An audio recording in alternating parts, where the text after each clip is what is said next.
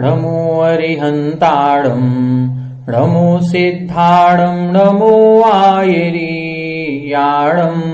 नमो वज्रायाणं नमो लोये सवसाहूढं जीवमजीवं दौवं जिणवरवसहेण जीर्णे दिट्ठं देविन्दविन्दवन्दम् वंदे तम सौदा शिरसा। 1008 श्री मूलनायक आदिनाथ भगवान की जय। द्वासांग जिनवाणी माता की जय। आचार्य श्रेष्ठ आचार्य गुरुवर श्री 108 नेमीचंद्र सिद्धांत चक्रवर्ती महाराज की जय। आचार्य श्रेष्ठ आचार्य गुरुवर श्री 108 विद्यासागर जी महाराज की जय। जगत पूज्य निर्यापक श्रमण मुनि पुंगव श्री 108 सुधा सागर जी महाराज की जय। समस्त मुनि संघ की जय। आलोक मोदी स्वाध्याय सुधा यूट्यूब चैनल पर आप सभी दर्शकों का हार्दिक स्वागत, हार्दिक अभिनंदन। श्री बृहद द्रव्य संग्रह जी ग्रंथराज की स्वाध्याय श्रृंखला में इस ग्रंथ के 3 अधिकारों में से 2 अधिकारों का स्वाध्याय हम कर चुके हैं। अब तृतीय अधिकार का स्वाध्याय हम सभी कर रहे हैं। इस अधिकार में मोक्ष मार्ग को 2 प्रकार से परिभाषित किया गया, व्यवहार मोक्ष मार्ग और निश्चय मोक्ष मार्ग। सम्यक दर्शन, सम्यक ज्ञान और सम्यक चारित्र, ये तीनों व्यवहार मोक्ष मार्ग हैं और इन तीनों से सहित जो आत्मा है वह आत्मा निश्चय मोक्ष मार्ग कही जाती है। फिर उन्होंने व्यवहार मोक्ष मार्ग के अंतर्गत सम्यक दर्शन, सम्यक ज्ञान और सम्यक चारित्र, इन तीनों का वर्णन करना प्रारंभ किया था, जिसके अंतर्गत सम्यक दर्शन का वर्णन किया, फिर सम्यक ज्ञान का वर्णन किया। पिछली कक्षा में हमने सम्यक ज्ञान के स्वरूप को समझा था। वह सम्यक ज्ञान साकार उपयोग वाला होता है, अर्थात पदार्थों को विशेषताओं सहित ग्रहण करता है, आकार सहित ग्रहण करता है। फिर प्रश्न उठता है, यदि सम्यक ज्ञान पदार्थों के आकार सहित ग्रहण करता है, पदार्थों की विशेषताओं को ग्रहण करता है, तो एक गुण ऐसा भी होगा जो पदार्थों को विशेषता रहित, आकार रहित ग्रहण करता है। वह गुण है दर्शन गुण। उसी को हम दर्शनोपयोग कहते हैं। तो वह दर्शनोपयोग क्या कहलाता है, उसके कितने भेद हैं, वह कैसे होता है, इसको भी हमने पिछली कक्षा में समझा था। जो पदार्थों का ज्ञान होता है, उस ज्ञान के पूर्व उस पदार्थ की सत्तावलोकन मात्र, उस पदार्थ की सत्ता का प्रतिभास मात्र जो होता है, उसे हम दर्शनोपयोग कहते हैं। वह दर्शनोपयोग चक्षु दर्शन, अचक्षु दर्शन, अवधि दर्शन और केवल दर्शन, इस प्रकार से 4 प्रकार का कहा गया है। जब पदार्थों का ज्ञान चक्षु इंद्री से होता है, तो चक्षु इंद्री से होने वाले ज्ञान के पूर्व जो उस पदार्थ का सामान्य प्रतिभास होता है, उसे चक्षु दर्शन कहते हैं। चक्षु इंद्री को छोड़ करके शेष स्पर्शन, रसना, घ्राण, कर्ण और मन, इनके द्वारा जो पदार्थों का ज्ञान होता है, उस ज्ञान के पूर्व होने वाला वस्तुओं का सामान्य प्रतिभास, उसको हम अचक्षु दर्शन कहते हैं। जब अवधि ज्ञान के द्वारा पदार्थों को जाना जाता है, तो उस पदार्थ का ज्ञान होने के पूर्व जो उस पदार्थ का सामान्य अवलोकन होता है, उसको हम अवधि दर्शन कहते हैं। और केवल ज्ञान के साथ साथ होने वाला जो वस्तुओं का प्रतिभास होता है, उसको हम केवल दर्शन कहते हैं। फिर इधर इन्होंने अगली गाथा में लिखा था कि जो छदमस्त होते हैं, जो ज्ञानावरण और दर्शनावरण में स्थित हैं, जिनका अभी ज्ञानावरण दर्शनावरण कर्म अभी नष्ट नहीं हुआ है, ऐसे छदमस्त जीवों के ज्ञानोपयोग और दर्शनोपयोग ये क्रम पूर्वक होते हैं, एक साथ नहीं होते। तो क्रम कैसे रहेगा? पहले दर्शनोपयोग होगा, फिर ज्ञानोपयोग होगा। दर्शनोपयोग के बाद ही ज्ञानोपयोग होता है। लेकिन जो केवल ज्ञानी होते हैं, जिन्होंने ज्ञानावरण दर्शनावरण कर्म को नष्ट कर दिया है, ऐसे अनंत ज्ञान अनंत दर्शन वाले जो केवल ज्ञानी हैं, उन केवल ज्ञानियों के यह ज्ञान और दर्शन एक साथ होता है। दर्शनोपयोग और ज्ञानोपयोग एक साथ होता है। किसके? केवल ज्ञानियों के। छदमस्तों के क्रम पूर्वक होता है, पहले दर्शनोपयोग फिर ज्ञानोपयोग। इस प्रकार से हमने दर्शनोपयोग को समझा था। तो अभी तक हमने जो व्यवहार मोक्ष मार्ग और निश्चय मोक्ष मार्ग का कथन हो रहा था, उसमें से सम्यक दर्शन को समझ लिया, सम्यक ज्ञान को समझ लिया। अब आज की कक्षा में हम सम्यक चारित्र पर चर्चा करेंगे। वह सम्यक चारित्र 2 प्रकार का हो जाएगा, व्यवहार सम्यक चारित्र और निश्चय सम्यक चारित्र। जैसे हमने बताया था, सम्यक दर्शन भी 2 प्रकार का, व्यवहार सम्यक दर्शन, निश्चय सम्यक दर्शन। सम्यक ज्ञान भी 2 प्रकार का, व्यवहार सम्यक ज्ञान, निश्चय सम्यक ज्ञान। अब इसी प्रकार से चारित्र भी दो प्रकार का, व्यवहार सम्यक चारित्र और निश्चय सम्यक चारित्र। आइए पहले गाथा का उच्चारण करें, फिर इसका अपन अर्थ समझते हैं। असुहादो विडिवित्ति, असुहादो विडिवित्ति, सुहे पवित्ति अजान चारित्तम, सुहे पवित्ति अजान चारित्तम, वद समिधि गुत्तिरूपम, वद समिधि गुत्तिरूपम, भवहारणयादु जीर्ण भणियम, भवहारणयादु जीर्ण भणियम, असुहादो विनिवित्ति, असुहादो विनिवित्ति, सुहे पवित्ति अजान चारित्तम, सुहे पवित्ति अजान चारित्तम, वद समिधि गुत्तिरूपम, वद समिधि गुत्तिरूपम, भवहारणयादु जीर्ण भणियम, भवहारणयादु जीर्ण भणियम। एक बार आप लोग उच्चारण करें। असुहादो विडिवित्ति, सुहे पवित्ति अजान चारित्तम, वद समिधि गुत्तिरूपम, भवहारणयादु जीर्ण भणियम, असुहादो विनिवित्ति, सुहे पवित्ति अजान चारित्तम, वद समिधि गुत्तिरूपम, भवहारणयादु जीर्ण भणियम। देखें इसका अर्थ देखते हैं। असुहादो विडिवित्ति, असुहादो यानी अशुभतः, अशुभ क्रियाओं से, विडिवित्ति विनिवृत्ति विशेष प्रकार से निवृत्ति हो जाना। जो अशुभ क्रियाएं हो रही हैं उन अशुभ क्रियाओं से निवृत्ति, निवृत्ति का मतलब त्याग हो जाना, अशुभ क्रियाओं को छोड़ देना। और सुहे पवित्ति, सुहे यानी शुभे, शुभ क्रियाओं में पवित्ति प्रवृत्ति होना, अशुभ क्रियाओं से निवृत्ति और शुभ क्रियाओं में प्रवृत्ति हो जाना ही जान चारित्तम, इसको ही चारित्र जानना चाहिए। देखें सम्यक दर्शन में और सम्यक ज्ञान में हमने क्या समझा था, 7 तत्व 6 द्रव्य 9 पदार्थों का श्रद्धान करना। जब हमने 7 तत्वों को जान लिया, जीव को भी जाना, अजीव को भी जाना, आश्रवबंध कैसे होता है इसको भी समझ लिया, संवर निर्जरा करने के लिए हमें क्या करना पड़ेगा इसको भी समझ लिया, जीव की शुद्ध अवस्था कब प्रकट होती है वो मोक्ष तत्व को भी समझ लिया, पदार्थों में पुण्य पाप को भी समझ लिया कि शुभ क्रियाओं से पुण्य कर्म का आश्रय होता है, अशुभ क्रियाओं से पाप कर्म का आश्रय होता है। ये सब समझ करके 7 तत्वों पर यथार्थ श्रद्धान करना, ये हमारा व्यवहार सम्यक दर्शन। फिर 7 तत्वों को जानना, ये व्यवहार सम्यक ज्ञान।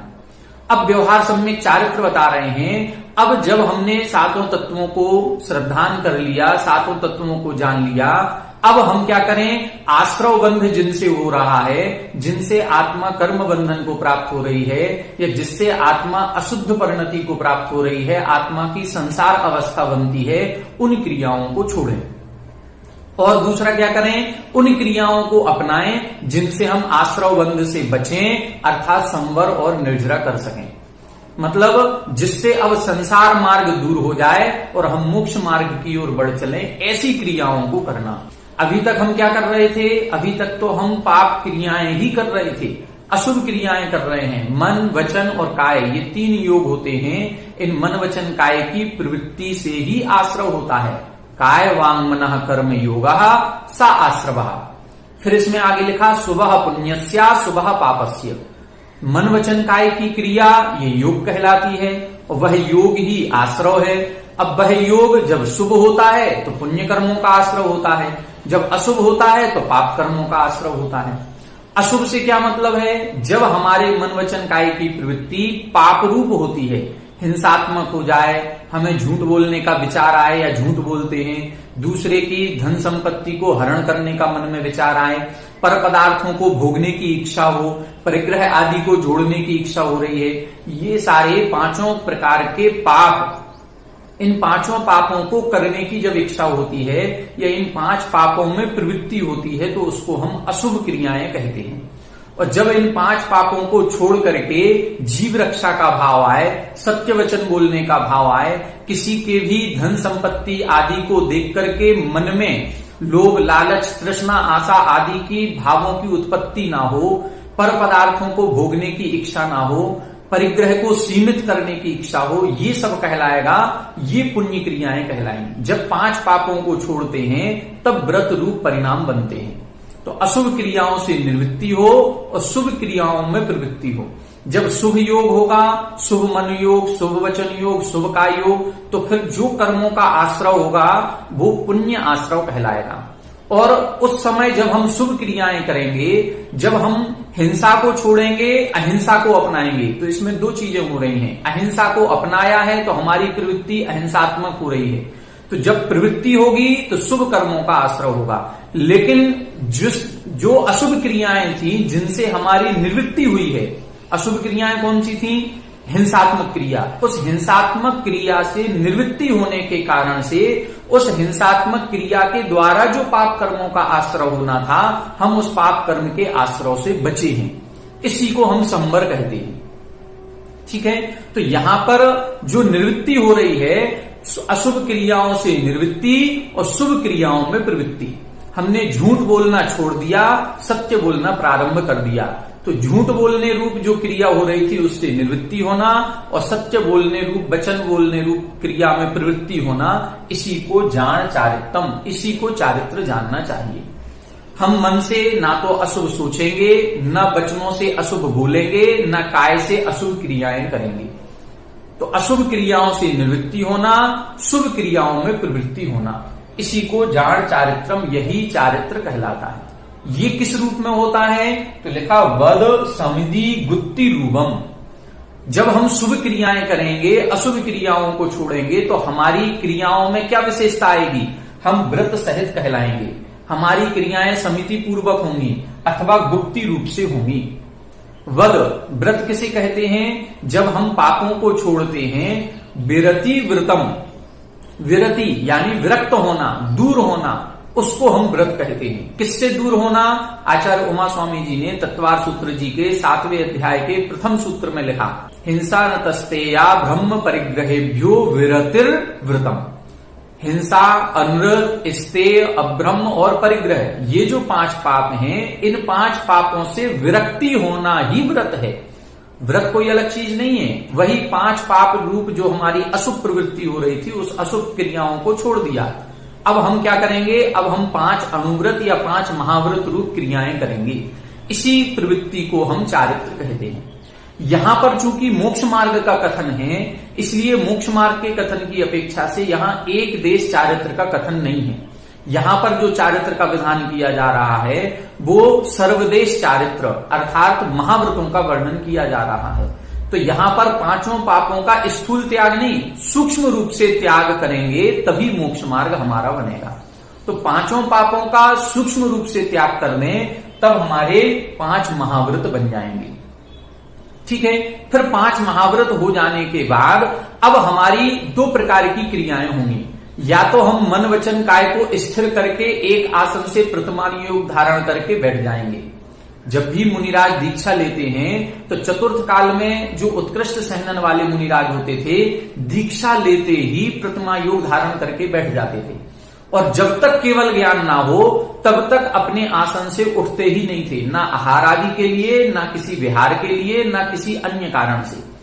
तो वो जो एक स्थान पर बैठ जाना, अपने मन वचन काय को स्थिर कर लेना, वो गुप्ती रूप क्रिया कहलाती है। उसको हम क्या कहेंगे? गुप्ती। मन को भी स्थिर कर लिया, वचनों को भी स्थिर कर लिया और काय को भी स्थिर कर लिया।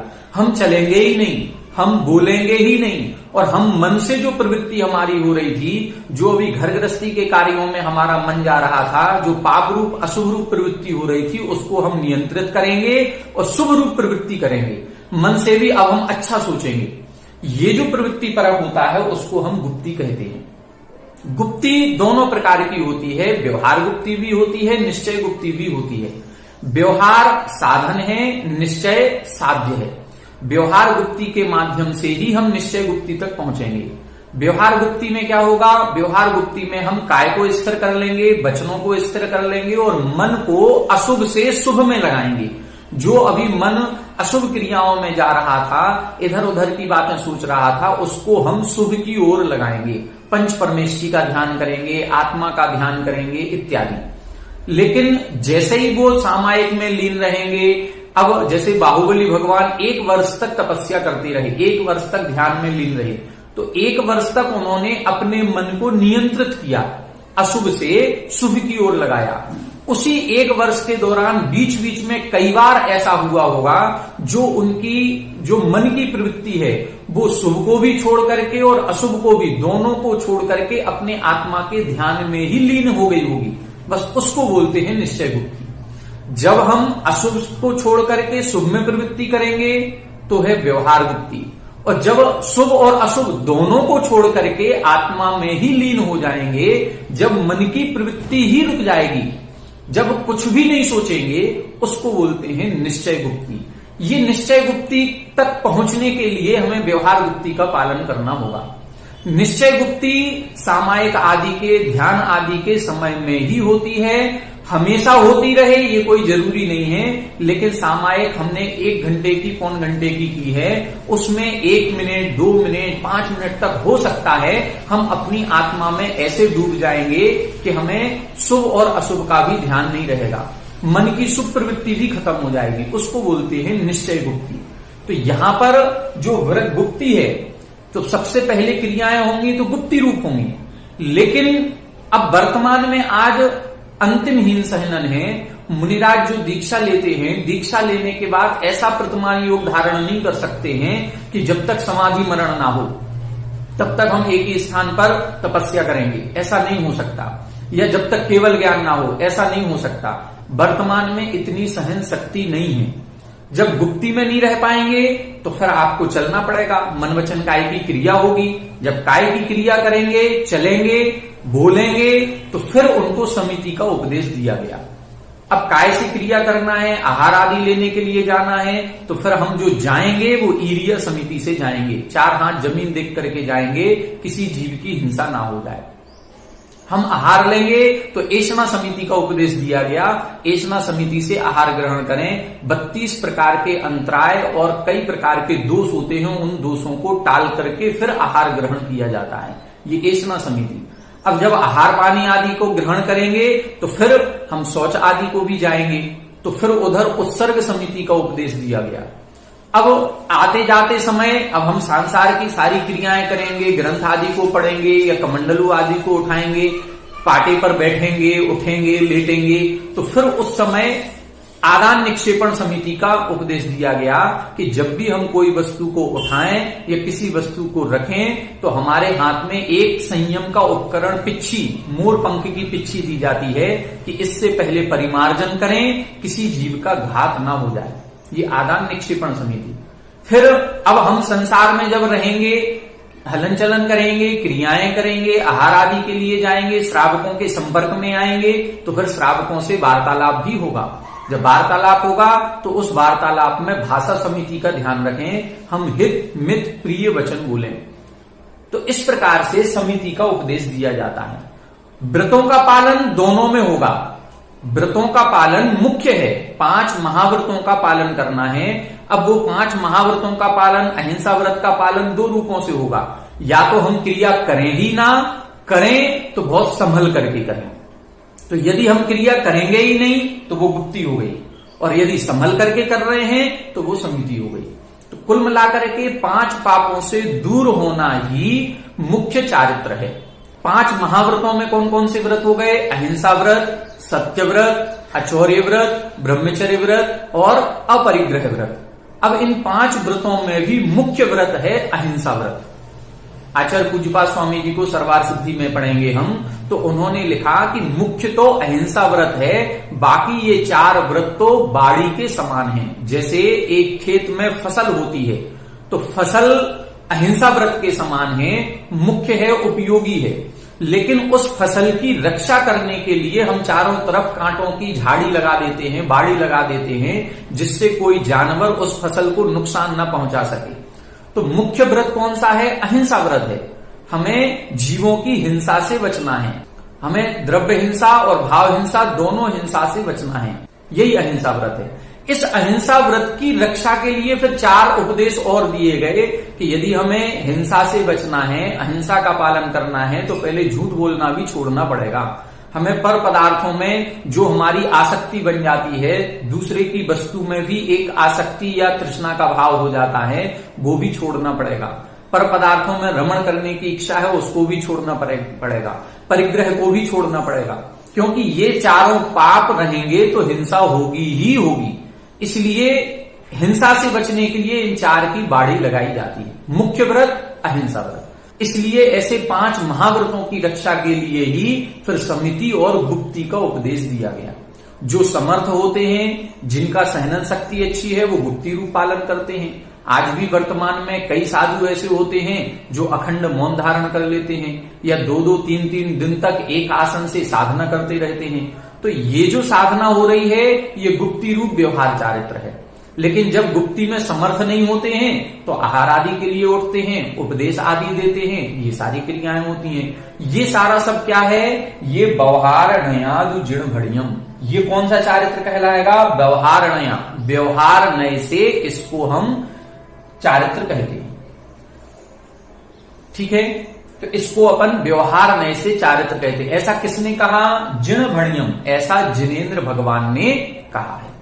तो यहां व्यवहार चारित्र बताया गया। सबसे मुख्य बात क्या है? अशुभ से निवृत्ति हो जाए और शुभ में प्रवृत्ति हो जाए, इसी को चारित्र कहते हैं। वह चारित्र व्रत का पालन करने से, समितियों का पालन करने से और गुप्ती का पालन करने से प्राप्त होता है। और ये कौन सा चारित्र है? व्यवहार चारित्र। व्यवहार किसे कह रहे हैं? व्यवहार निश्चय को प्राप्त करने का साधन है। हमारा साध्य क्या है? साध्य है कि हमें अपनी आत्मा को आत्मा में लीन करना है। लेकिन आत्मा में आत्मा लीन कब होगी? जब हम पहले गुप्ती समिति आदि का पालन करेंगे। जब तक व्रत समिति गुप्ती का पालन नहीं होगा, तब तक जाकर के वो ध्यान की गहराई या परम ध्यान की स्थिति नहीं बनेगी। तब तक वो शुद्धोपयोग की स्थिति नहीं बनेगी, निर्विकल्प समाधि नहीं बनेगी। तो उस शुद्धोपयोग की स्थिति तक पहुंचने के लिए हमें ये व्यवहार चारित्र का उपदेश दिया गया कि पहले हम 5 पापों को छोड़ें, अशुभ को छोड़ें, शुभ में आए। फिर ध्यान की अवस्था में लीन होते समय शुभ को भी छोड़ करके फिर शुद्ध में पहुंचेंगे। फिर अशुभ भी छूटेगा, फिर शुभ भी छूटेगा। उसको बोलेंगे हम निश्चय चारित्र। जहां आत्मा आत्मा में लीन हो जाती है, वो निश्चय चारित्र कहलाता है। तो यहां व्यवहार चारित्र का वर्णन कर दिया। अब अगली गाथा में निश्चय चारित्र का वर्णन कर रहे हैं। यह साधन का वर्णन है।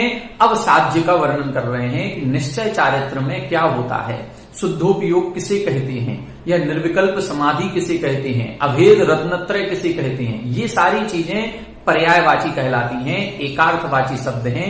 आइए अब अपन अगली गाथा देखते हैं जिसमें निश्चय चारित्र का वर्णन किया जाएगा। आइए देखें अगली गाथा। इस गाथा में अब निश्चय चारित्र का वर्णन कर रहे हैं।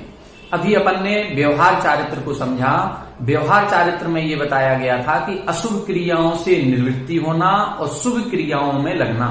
जो अभी हमारा अशुभ आश्रय हो रहा था, अशुभ मन योग, वचन योग, काय योग हो रहा था, मन वचन काय की अशुभ प्रवृत्ति हो रही थी, उसको छोड़ करके शुभ में लगाया था। मन की शुभ प्रवृत्ति कराई, वचनों की शुभ प्रवृत्ति कराई और काय की शुभ प्रवृत्ति कराई। ये कहलाएगा क्या? व्यवहार चारित्र। व्यवहार चारित्र साधन है, निश्चय चारित्र साध्य है। अब निश्चय चारित्र तक हमको पहुंचना है। वो साध्य क्या है? वो साध्य इस गाथा में बता रहे हैं कि ये जो हमने शुभ प्रवृत्ति अपनाई है, इस शुभ प्रवृत्ति को भी छोड़ना है। क्यों छोड़ना है? क्योंकि अभी हम पाप कर्म के आश्रय से बच गए हैं, लेकिन अभी पुण्य कर्मों का आश्रय हो रहा है। और जब पुण्य कर्म का आश्रय होगा तो वो कर्म तो कर्म है, कर्म तो संसार का बंधन ही कराएगा। अभी अशुभ कर्म, पाप कर्म के आश्रय से हम नरक निगोद में जाते, अब पुण्य कर्म के आश्रय से हम देवगति को प्राप्त होंगे। लेकिन देवगति भी तो संसार रूप है। हमने जो दीक्षा धारण की है या महाव्रतों को अंगीकार किया है या मोक्ष मार्ग पर कदम बढ़ाया है, ये कदम हमने संसार को प्राप्त करने के लिए नहीं बढ़ाया, ये तो हमने मोक्ष को प्राप्त करने के लिए बढ़ाया है। तो मोक्ष को प्राप्त करने के लिए अब हमें पुण्य को भी छोड़ना पड़ेगा। अब हमें ऐसी क्रियाओं को छोड़ना पड़ेगा जिनसे पुण्य आश्रय भी होता है। कुल मिलाकर के हमें ऐसी सारी क्रियाओं को रोकना पड़ेगा जिनसे कर्मों का आश्रव होता है, चाहे वो शुभ रूप हो चाहे अशुभ रूप हो। तो पहले व्यवहार चारित्र में अशुभ को छुड़ा करके शुभ की ओर प्रवृत्ति कराई। अब निश्चय चारित्र में शुभ क्रियाओं को भी रोका जाएगा। अब ऐसी स्थिति में लाया जाएगा कि अब काय की, वचन की और मन की जो शुभ प्रवृत्ति हो रही है उस शुभ प्रवृत्ति को भी रोकें। मन से जो अब हम शुभ चिंतन कर रहे थे उस मन का शुभ चिंतन भी छोड़ें और अपनी आत्मा में लीन हो जाएं।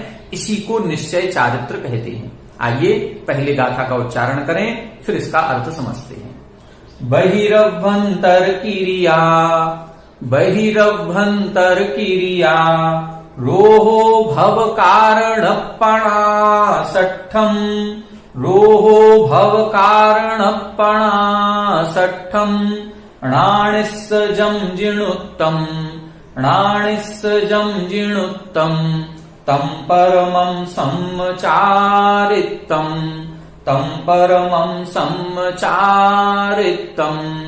बहिरभ्यंतर क्रिया, बहिरभ्यंतर क्रिया, रोहो भव कारणपणा षट्ठम, रोहो भव कारणपणा षट्ठम, णाणिस्सजं जिणुत्तम, णाणिस्सजं जिणुत्तम, तं परमं सम्मचारित्तं, तं परमं सम्मचारित्तं। एक बार आप लोग उच्चारण करें। बहिरभ्यंतर क्रिया, रोहो भव कारणपणा षट्ठम, णाणिस्सजं जिणुत्तम, तं परमं सम्मचारित्तं। बहिरभ्यंतर क्रिया, रोहो भव कारणपणा षट्ठम, णाणिस्सजं जिणुत्तम, तं परमं सम्मचारित्तं।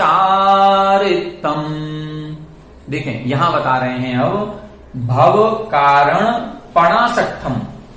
भव कारण जो संसार का कारण है उन संसार के कारणों को प्रणाशट्ठम, प्रणाशट्ठम का मतलब प्रनाश करने के लिए, नाश करने के लिए।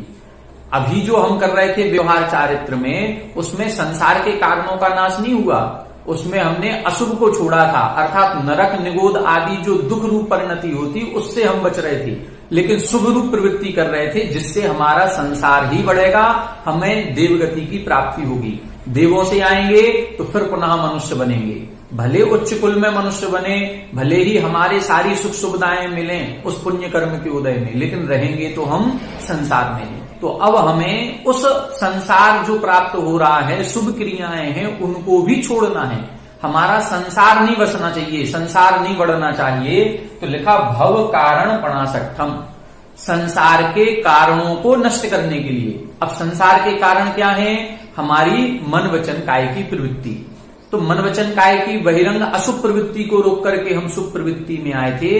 अब बता रहे हैं कि जो संसार के कारणों को नष्ट करने के लिए बहिरभ्यंतर क्रिया रोहो, बहि अभ्यंतर, बहिरंग क्रिया और अभ्यंतर यानी अंतरंग क्रिया को रोहो, रोहो यानी रोधो, उसको रोकना। बहिरंग क्रिया भी रोकनी है और अंतरंग की क्रिया भी रोकनी है। जैसे हम काय से स्थिर होकर के बैठ जाते हैं, वचनों को भी हमने मौन धारण कर लिया, लेकिन मन में हम कई प्रकार के विकल्प हमारे मन में चलते रहते हैं। अब हम मन में सोच रहे हैं आंख बंद करके, मैं वहां जा रहा हूं, मेरी उससे लड़ाई हो रही है, मैंने उसको ये अपशब्द कहे, उसने मेरे से ये कहा, ये अंतर्जल्प चलता रहता है। तो ये जाने आने की क्रिया भी अंतरंग में चल रही है, वचनों से भी अंतरंग में क्रिया चल रही है। तो जब तक ये योग होता रहेगा, मन वचन काय की प्रवृत्ति होती रहेगी, तब तक हमारी क्रिया मानी ही जाएगी, वो अंतरंग क्रिया है। अब यहां पर हमने बहिरंग क्रिया तो रोक ली, एक आसन से बैठ गए, मौन धारण करके बैठ लिया, तो काय की बहिरंग क्रिया रुक गई, एक आसन से बैठ गए। वचनों की भी हमने मौन धारण कर लिया, तो वचनों से कुछ नहीं बोलेंगे, ये हमारी बहिरंग क्रिया रुक गई। लेकिन अंतरंग में काय योग चल सकता है, अंतरंग में वचन योग चल सकता है। वचन योग अंतरंग में और काय योग अंतरंग में कैसे चलेगा? देखें, योग किसे कहते हैं? मन वचन काय की प्रवृत्ति से जो आत्म प्रदेशों में परस्पंदन होता है वो योग है। अब वो आत्म प्रदेशों में परिस्पंदन जब मन के निमित्त से होता है तो मन योग, जब वह आत्म प्रदेशों का परिस्पंदन वचन के निमित्त से होता है तो वचन योग, और जब वह आत्म प्रदेशों में परिस्पंदन काय के निमित्त से होता है तो काय योग होता है। जब हम एक आसन से बैठे हैं, ध्यान रूप अवस्था में बैठे हैं, उस समय भी हम मन की प्रवृत्ति भी करते हैं, वचनों की भी प्रवृत्ति होती है और काय की भी। जो हमारे आत्मा का परिणाम है, कई बार काय की ओर जाता है, कई बार वचनों की ओर जाता है, कई बार मन की ओर जाता है। जब आत्मा का परिणाम काय की ओर जाता है तब उसे हम काय योग कहते हैं। जब आत्मा का परिणाम वचनों की ओर जाएगा तो वो वचन योग कहलाएगा। तो ये तीनों योग हमारे चल रहे हैं। हमारी बहिरंग प्रवृत्ति रुकी है लेकिन अंतरंग प्रवृत्ति अभी भी चल रही है। और जब हमें संसार के कारणों को रोकना है तो हमें अंतरंग और बहिरंग दोनों ही क्रियाओं को रोकना पड़ेगा। तो बता रहे हैं संसार के कारणों को नष्ट करने के लिए बहिरंग और अंतरंग क्रियाओं का जो रोध है, जो रोध करता है, रोकता है, कौन करता है? णाणस्य यानी ज्ञानी के। कौन सा ज्ञानी? जो अभी हम सम्यक ज्ञान का स्वरूप पढ़ करके आए हैं, सम्यक दर्शन और सम्यक ज्ञान। चूंकि ये निश्चय सम्यक चारित्र की चर्चा हो रही है, इसलिए निश्चय सम्यक दर्शन, निश्चय सम्यक ज्ञान। जिसने पर द्रव्यों से भिन्न अपनी आत्मा का श्रद्धान किया है, जिसने पर द्रव्यों से भिन्न अपनी आत्मा को जान लिया है, ऐसे ज्ञानी के ही ये बहिरंग और अंतरंग क्रियाओं का रोक होता है। अर्थात वह ही बहिरंग और अंतरंग क्रियाओं को रोकता है। क्यों रोकता है? संसार के कारणों को नष्ट करने के लिए। तो संसार के कारणों को नष्ट करने के लिए बहिरंग और अभ्यंतर दोनों क्रियाओं को रोकना, उसी को जिणोत्तम जिनेन्द्र भगवान ने कहा है। क्या कहा है? परम सम्म चारित्रम, अर्थात परम यानी दूसरा, निश्चय उत्कृष्ट सम्यक चारित्र। तो ये जिनेन्द्र भगवान ने उत्कृष्ट सम्यक चारित्र किसको कहा? जब वह ज्ञानी अभेद रत्नत्रय को धारण करने वाला जो निश्चय सम्यक ज्ञानी है, वो निश्चय सम्यक ज्ञानी सभी प्रकार की क्रियाओं को रोक देता है। मन वचन काय की जो अभी सुख प्रवृत्ति हो रही थी, उस सुख प्रवृत्ति को भी रोक देता है। आगे की गाथाओं में और वर्णन आएगा, मां चिट्ठ मां जंप मां चिंता किम बीजेण होइत्रो। उस ध्यान की स्थिति में ऐसी स्थिति बनती है कि मन से सोचना भी बंद हो जाता है। अब अपन को ऐसा लगता है कि मन से कुछ नहीं सोचेंगे तो क्या होगा, मन क्या करेगा। जैसे अपन लोग सामायिक करते हैं तो कुछ ना कुछ हमारा दिमाग चलता रहता है, मन कहीं ना कहीं भटकता रहता है। लेकिन उस मन की अभी अपन लोगों ने अशुभ प्रवृत्ति को छोड़ करके शुभ को अपनाया है, लेकिन उस निश्चय ध्यान की अवस्था में या निश्चय चारित्र की अवस्था में उस शुभ प्रवृत्ति को भी रोका जाता है। अब मन से शुभ चिंतन भी नहीं करना है। अब क्या होगा? अप्पा अप्पमीरो, आत्मा आत्मा में लीन हो जाती है। निज माही निज के हेतु निज कर आपको आप ही गहे, जहां ध्यान ध्याता ध्येय को न विकल्प बच भेद न जहां। ऐसी स्थिति उत्पन्न हो जाती है जहां आत्मा ही ध्यान करने वाली है, आत्मा का ही ध्यान किया जा रहा है और आत्मा के ही द्वारा किया जा रहा है। तो ऐसी अभेद रत्नत्रय की स्थिति इस समय प्रकट होती है। इसी को निश्चय चारित्र कहा जाता है। ये कहां प्रकट होता है? तो व्यवहार चारित्र सप्तम गुण स्थान तक कहा गया। छठवें और सातवें गुण स्थान में व्यवहार चारित्र है। सप्तम गुण स्थान का जो स्वस्थान है, सप्तम गुण स्थान के दो भाग करते हैं, स्वस्थान अप्रमत्त व्रत और सातिशय अप्रमत्त व्रत। तो स्वस्थान अप्रमत्त व्रत तक हमारा व्यवहार चारित्र चलता है। निश्चय चारित्र कब होगा? जब आत्मा में आत्मा लीन हो जाती है, तो ये स्वस्थान में भी चलता है और सातिशय में भी चलता है। सातिशय से उपसम श्रेणी या छपक श्रेणी का आरोहण प्रारंभ हो जाता है, जो कि वर्तमान में अभी नहीं है। जो भी सातिशय अप्रमत्त गुण स्थान में प्रवेश करता है वो नियम से 8वें 9वें 10वें आदि गुण स्थानों में जाता है। स्वस्थान आज वर्तमान में है और स्वस्थान में भी ये सारी क्रियाएं अप्रमत्त अवस्था में होती हैं। जैसे कोई मुनिराज सामायिक आदि कर रहे हैं, उस सामायिक में ध्यान की स्थिति में 1 सेकंड के लिए, 1 मिनट के लिए, 2-5 मिनट के लिए इस प्रकार की स्थिति बन सकती है कि जब उनके मन वचन काय तीनों की एकाग्रता हो जाती है, तीनों की अभ्यंतर और बहिरंग दोनों प्रकार की प्रवृत्ति रुक जाती है। मन वचन काय इन तीनों की शुभ प्रवृत्ति को भी वो रोक देते हैं। ऐसा कुछ पलों के लिए, कुछ क्षणों के लिए वर्तमान में भी हो सकता है। इसी को शुद्धोपयोग कहा जाता है। जो 12 भावना में लिखा गया, पंडित दौलत राम जी ने 5 विधान में लिखा, संवर भावना में, जिन पुण्य पाप नहीं कीना, आत्म अनुभव चित दीना, तिन ही विधि आवत रोके, संवर लही सुख अवलोके। तो जिन पुण्य पाप नहीं कीना, जिन्होंने ना तो पुण्य की क्रियाएं की न पाप की क्रियाएं की। अब जब हम पुण्य भी नहीं करें, पाप भी नहीं करें, अशुभ की क्रियाएं भी नहीं करें और शुभ की क्रियाएं भी नहीं करें, फिर क्या करें? आत्म अनुभव चित दीना, केवल आत्मा के ध्यान में ही अपने मन को लगाया है। तो जब आत्मा में लीन हो जाती है, उसी समय हम आश्रव से रुक जाते हैं, संवर होने लगता है। ये प्रोसेस सप्तम गुण स्थान से प्रारंभ हो जाती है, फिर 8वें, 9वें, 10वें, 11वें आदि गुण स्थानों में उत्तरोत्तर उत्कृष्टता को प्राप्त होती है। और सबसे ज्यादा जो आश्रव का रोध होता है वो 13वें गुण स्थान में हो जाता है। 13वें गुण स्थान तक भले ही एक ही कारण है, योग मात्र कारण है, एक ही प्रकृति का आश्रव हो रहा है, फिर भी आश्रव तो हो रहा है।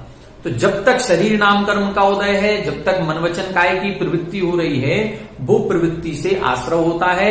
और 13वें गुण स्थान के अंत समय में जाकर के ये पूर्ण गुप्ति, पूर्ण निश्चय गुप्ति में पहुंच जाती है। प्रारंभ कहां से हो जाता है? 7वें 8वें गुण स्थान से प्रारंभ हो जाता है। तो निश्चय गुप्ति कहें, अथवा निश्चय सम्यक चारित्र कहें, अथवा वीतराग चारित्र कहें, अभेद रत्नत्रय कहें, निर्विकल्प समाधि कहें, या इसी को आगे हम शुक्ल ध्यान भी कह सकते हैं। 8वें गुण स्थान आदि से शुक्ल ध्यान का प्रारंभ हो जाता है। तो इस प्रकार से ये सारे के सारे शब्द एकार्थवाची होते हैं, निश्चय चारित्र के ही पर्यायवाची कहलाते हैं।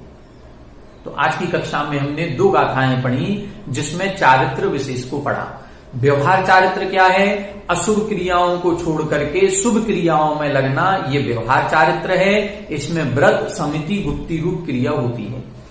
निश्चय चारित्र किसे कहते हैं? जब हम शुभ क्रियाओं को भी छोड़ देते हैं, जब हम ना तो पुण्य की क्रियाएं करें ना पाप की क्रियाएं करें, मन वचन काय की शुभ अशुभ दोनों प्रकार की प्रवृत्ति रुक जाती है, तब जाकर के हमारे भव कारण, अर्थात जो संसार का कारण आश्रव था, उस आश्रव का भी नाश हो जाता है।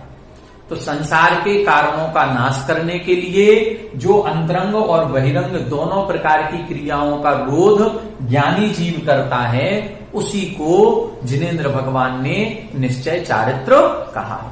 इस प्रकार से आज की कक्षा में 2 गाथाएं हुई, जिनमें हमने व्यवहार चारित्र और निश्चय चारित्र को समझा। अब आगे की कक्षाओं में ध्यान की चर्चा आएगी, क्योंकि जब आत्मा निश्चय चारित्र में पहुंच जाती है, तब ध्यान अवस्था प्रकट होती है। और उस ध्यान अवस्था से क्या फल मिलता है, इसको आगे की कक्षाओं में हम समझेंगे। आप सभी हमारे साथ बने रहें। सभी को जय जय।